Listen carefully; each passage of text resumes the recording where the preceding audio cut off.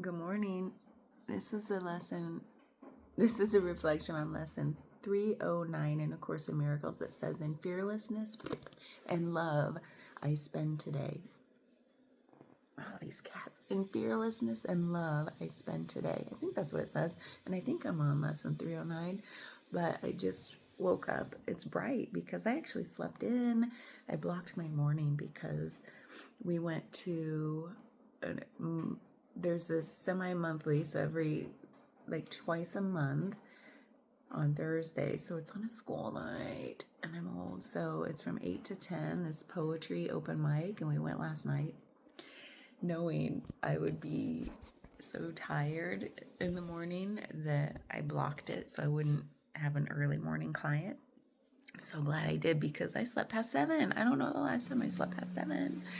So anyway, this lesson made me think of how this week, like I said yesterday, I think, in one of the videos, I don't know if it was in the reading or in the reflection from yesterday, that I said that the theme this week seems to be about fear, or like real threat versus perceived threats, and threats are about fear, right?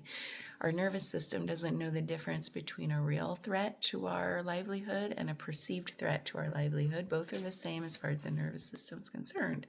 So that's been coming up a lot this week, probably because I'm so grateful that I've had such a beautiful mix of treatments this week between craniosacral and regular body work.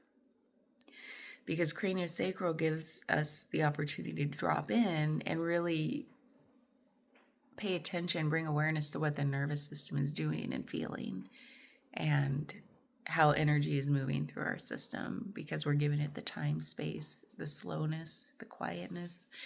And so that's why I'm really grateful that there was such a beautiful mix this week of, it's like half and half. And that's my goal, because these babies are getting tired for massage already, and I'm only 2 years in. But I came into it kind of damaged from a lifetime at the computer doing all that nonsense.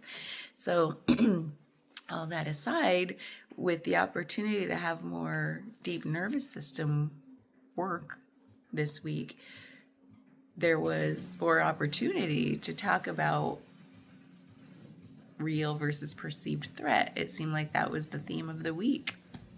It was so beautiful how things line up like that. And maybe it's the full moon. Maybe we were all feeling similar vibes. I don't know, but things have a way of doing that, coming in waves and cycles. So what it had me thinking about with this lesson is how in fearlessness and love, that's what I'm going to come back to today. And that's what our nervous systems are designed to do, is to feel fear. Fear is just information, right? It's just like, oh, there's a possible threat here to my livelihood. Our nervous systems evolved naturally to detect that in a moment, because it's information for us to like respond to. Not react, but reactionary is just like you react and you're kind of caught off guard, and then you're kept in a state. And that's what we do. We react, or it continues to have us react because we haven't fully completed that cycle. We call it coming to a completion. So this type of work allows our nervous systems to complete these cycles that in daily life we're not allowed to complete. So fear being just a stimulus, just information to say, oh, okay, there's no threat here, shake it off. But because we don't shake that energy out, we don't release it, we keep it and we keep reacting versus being able to respond appropriately in a moment.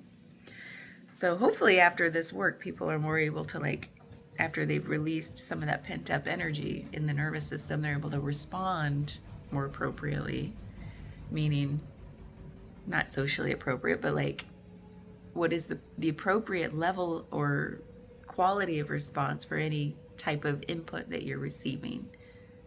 Like, what's the equal and opposite reaction, perhaps? So anyway, what I thought about fear was what is fear? It is information. But beyond that, what is it? What does it feel like? To me, it feels like when if love is pure flow, if love is not identifying with any single thing, as in like, I am this, hold on, set it in stone, this is me, I can always look back at it, like keeping something solid and set in time and space. Like, love is just flow. Things are just like, oh, I'm feeling all the feels, I'm seeing all the sees. Like, look at this guy. He's just like, so cat. He's in flow. He's just, and if we're not in that, to me, it feels like, I feel like fear is the opposite of being in flow, meaning there's a constant like trying to set things in stone, solidify things, keep them in the way that they are, because change is scary. Because change makes me think like anything could be a threat if I don't have the time. It feels like fear is like wanting to stop time in a way, because time's, that's a whole thing, it's an illusion, but to solidify something from moving so that I have time to orient to it, to say, are you a fear? Like, are you a threat? Are you a real threat? Because things that move quickly feel like that could be a threat, that could be a threat, that could be a threat. I'm not having time to orient to it, to process it. Things are going too fast. Right? If we're constantly trying to hold on. I love that analogy still of like being in flow is like a trust fall down a well. And not a scary well, a beautiful well. So like, it doesn't have to be all dirt and worms. Are worms in a well? I hope not. Ew. Worm water. So you're falling. The fear comes when it's like, falling is scary. I need to grab a rope. I need to grab the vines, the roots coming out of the wall. And then on the way down, that hurts and tears open our hands, and it hurts so bad. And we're still unable to stop the fall, but we perceive that we can because we reach out and try to slow ourselves to a stop by grabbing, which is like identifying with things, trying to solidify them in time and space so that we stop the momentum of something. When really, I think about what is momentum. That perceived momentum means like, I'm going so fast and everything is not. And then when I'm going fast, so like everything out there, it's like Einstein's, right? Time relativity stuff. I don't know. I just say things. But it's like I perceive I'm going fast because everything else perceives like it's standing still, or vice versa. I'm standing still, everything beyond me is going fast. And what if we're all going the same rate and we're all in flow? And because we're both in flow, we're right here by each other, and we could be going a million miles an hour, but because we're right next to each other, we look like time is standing still. Right? So it's like, that's not fearful if everything's in flow and we perceive that. That's our perception. But if we perceive other things out there going fast and changing too fast, and it's scary, or we're doing the same thing and it's too scary and everything out there is standing still, like, it's all our perception of our point in space-time.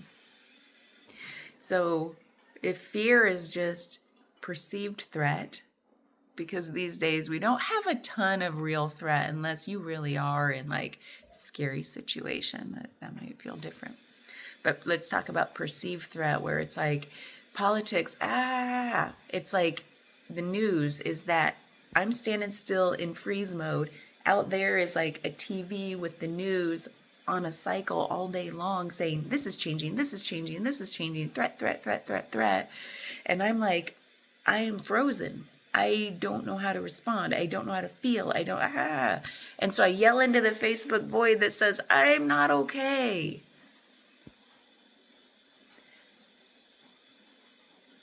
Doesn't that feel like what's going on these days? I'm sure seeing a lot of it. I hear a lot of it from my clients. And honestly, the more what I hear a lot of, when I hear a lot of that, it also seems to correlate with how much people are watching the news. That's just my perception from the last couple weeks. But it feels true. Because I'm not out there watching the news. And the more I don't watch the news, the more I feel in flow. Yeah, I know there's chaos in the world. There always has been and there always will be. at least while I'm alive. So anyway, that's what it made me think of, is like, what is fear? It feels like the feeling of wanting to hold on so tightly because I haven't oriented to my surroundings enough to stop the confusion, to stop, not even to stop, but just to like that state of confusion of like, what's going on out there versus what's going on in here. How do I feel about the things that are passing in front of me? Well, how do I feel about them means like, it almost has this energy of like trying to identify. Even the energy that says I feel the need to identify with something at all. And once I let go of that, I almost said we, but this is also to speak for myself. Once I slowed down that cycle of like, wait a minute, do I really need to identify with anything at all? Do I really need to say this is part of my personality? I'm a Democrat, I'm a Republican, I'm blue, I'm red. I like the president, I don't like the president. I like cats, I like dogs. I like coffee or I like tea. I'm a vegan, or I eat meat. Or whatever it is, like this identification with like, this is who I am. I don't know who I am. I don't think I'll ever know who I am. But I love the not knowing now. The not knowing means everything is possibility. Everything's potential. I can express the isness coming out differently in any moment without any feeling about it, without saying, ooh, that's not me, or that is me. What is me? So the more I've let go of this concept of me-ness, not meanness, the more free I feel to express whatever is coming up in a moment. It could be fear. And when I express the fear these days, like when I feel is there a threat here? My nervous system detects like something from my ancient conditioning or like trauma, a trauma response feeling sort of coming up. Like, is there a fear here? Like I said the other day when I was walking on the trail and female passing me, everything's just lovely and roses. And then a male comes toward me and I'm like, there was a fear detection. That goes way back in my conditioning. That's my story that still percolates up once in a while that says, okay, what is really here? He's not a threat. Those are just old stories, old conditioning, old trauma responses. And when I took time to look at it and let that fear dissipate, what's funny is the next time, like a male came up on me yesterday when I went on that same trail, that didn't happen. Like we smiled. I had the same exact response in a moment. Like there were 3 males that didn't come up last time. And I have to think maybe it's because I took the time to look at what was that feeling percolating up in the moment. And I was like, wait a minute, there's no threat here. But then I had to let that come through and come up into my awareness as like, wait a minute, this is just old conditioning. So that's just a personal example of how a threat detection and seeing it for what it is and bringing tenderness to it and saying it's okay to be here and let it flow through versus holding on to that root sticking out of the well wall so tightly that it hurts all the way down, because that's been my whole life up to now. So that's how I can bring compassion to when my clients share these things with me. Even when they share with me, they watch the news a lot, and part of me wants to scream out and say, turn off the news. Stop the hurt coming in, right? Stop the stimulus. Create space. Create a little buffer. Because if it's input, it's hard to just turn the corner, right? It's hard to feel anything different when it's just bombarded. So, but I don't do that because it's their life and we talk about other things. But anyway, part of me wants to say that, like, just turn off the news for a bit. See what might happen. So anyway, that's what this lesson made me think of, is like real versus perceived threat. What is the feeling of fear itself, in order to really see it for what it is and turn the corner toward fearlessness and love. Sometimes that's hard unless there is a space that's like created.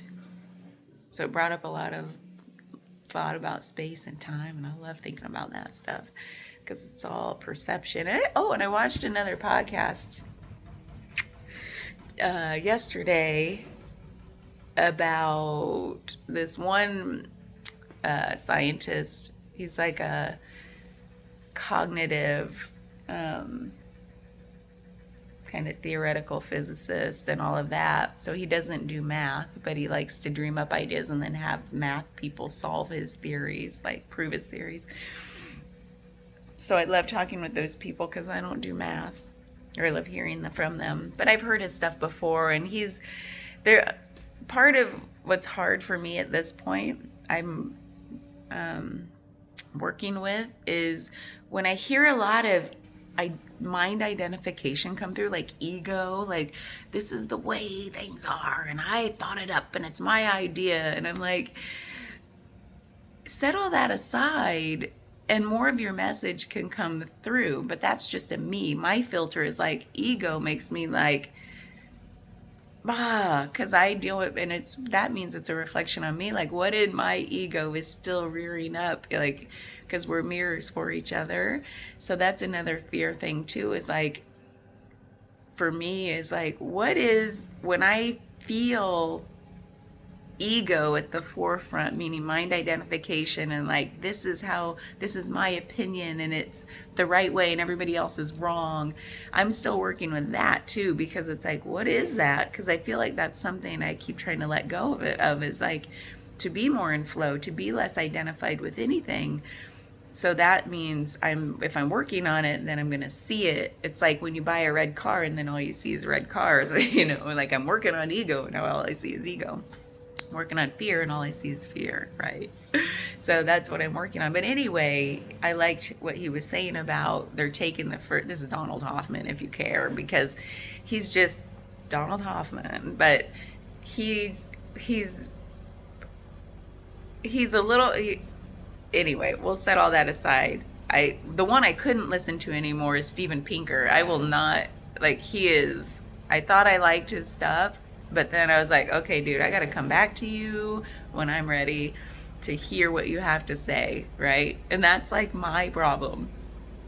Donald Hoffman, I can listen to. I'm like, oh, his ideas are kind of interesting. Steven Pinker was a staunch materialist. And I'm like, if you're so dug in, that means you have no opening for possibility, for what if, because nobody knows everything. Nobody knows anything. So to think you know one way or another for sure means you are shut down to possibility. And that's something that shuts me down. And I'm working on that. So anyway, set Stephen aside. We'll talk about Donald. His ideas were like, this whole reality is like we have put on a headset and there's something outside of space-time that's projecting, and then that's our real self projecting through this physical experience is like putting on a VR headset, and that's how we see the world, and it's creating it as we look around it, just like if you're in a VR headset, it's like the whole world doesn't have to be rendered. It's just like when we look at a certain direction, like the reality gets created in the moment of what we're looking at. Otherwise, why would, if you think about energy, I don't think he goes here, but it's like, why would we expend so much energy to create the whole possible world when all we need is what we're looking at in any moment? And then there are all sorts of fun things to think about with that. But they said they're taking their first baby steps outside of space-time, meaning all of Einstein's stuff isn't the fundamental assumption anymore that everything's built off of. What is it? They're finding stuff outside of space-time that is like might actually turn out to explain how space-time comes into existence in our reality here. So that means that opens up a whole bunch of possibilities. And that, to me, regardless of how he says it, I still am really, those ideas are fun to me to think about. And so that's why I love to talk and think about space-time a lot, is because it's just one aspect of our reality. It's not the fundamental assumption of our reality. And that means like, oh, attributes versus fundamental assumptions is something fun to think about. So what else could be, if we back up a layer and say, oh my God, like, what truly is consciousness? What is the word? What is the word? I still think like people are thinking about, well, consciousness is fundamental. Okay, please stop. That's awesome. Define the word consciousness for me. I am dying for somebody to define it. And I think Donald Hoffman was just like, it's just our experience.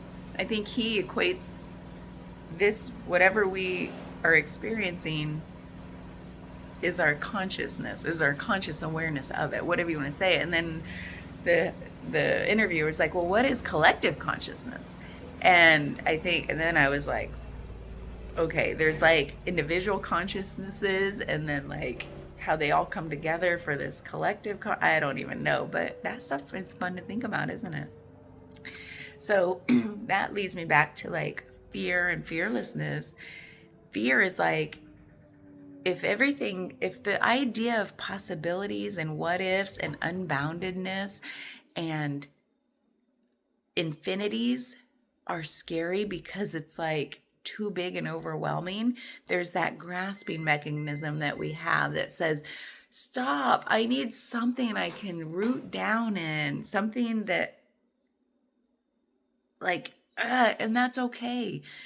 I think our bodies, like, we are just these tuning forks and vibration and like stuff, and like our minds can only have so much capacity anytime. There's no shame in fear. There's no shame in like wanting things that just sit still for a moment, right? That's what, when I feel those moments, I'm just like, I just got to turn off that sometimes and just be like, I'm going to bed. I'm going to meditate. I'm going to count my breaths, whatever it is. There's no shame when that fear takes hold. And sometimes it takes hold for a long time, or we're holding on for a long time. And we all come to our breaking point of like, ow, I got to let go. It's almost hurting me too much, more than the overwhelmedness. And I feel like we all have that different tipping point from what hurts more to what hurts less at any moment. The holding on or the overwhelm that comes when we don't hold on. Man, I'm just going to end there because that feels like a whole different inquiry alone that I want to go into. Happy Friday, y'all. Bye.